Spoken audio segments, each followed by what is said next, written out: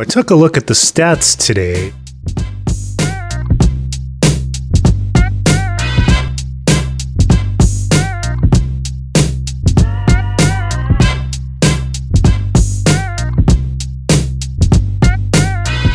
First date that's important, that's called the contract date.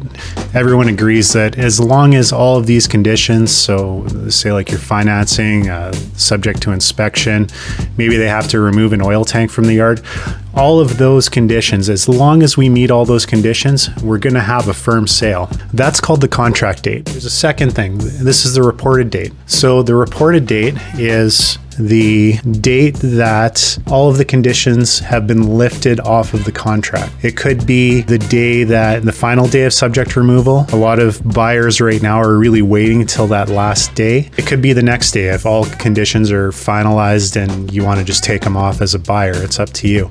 The reported date is the day that all conditions are removed, plus up to 5 days. Realtors have 5 days to report this. Some take a lot longer than that, but generally they're pretty good with it. Down the left-hand side, we have our contract dates, of course. So this is showing us when people actually made the contract. So if I take a look at this number here, February, okay, this 2,262, that's how many people actually signed contracts in February. If you look at this 2160 here, these are the sales that were reported by the Real Estate Board of Greater Vancouver. And actually, they only reported 2150, but my count, we have 2160, and that's removing any land sales, so any of the lots. Why is that important? Well, the board doesn't report on sales mid-month. So what we're doing here is we're taking everything up to the 13th. The 15th is a Sunday, so no sales will be reported on that day, of course. But we have a pretty good idea now that contracts that actually occurred in February, they may be underreported by a little bit. So that's one thing to keep in mind. All right, let's take a look at March specifically. We can see that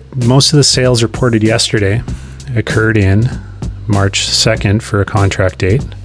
Again, there was a bit of an uptick here, but these numbers, they don't sustain throughout. And in fact, if we take a look at the 13th, it looks like there's a bit of a downward blip right now.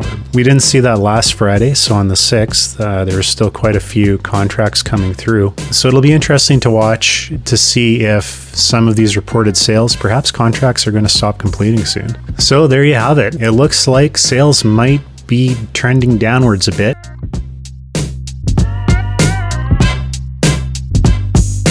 Make sure you subscribe to the channel.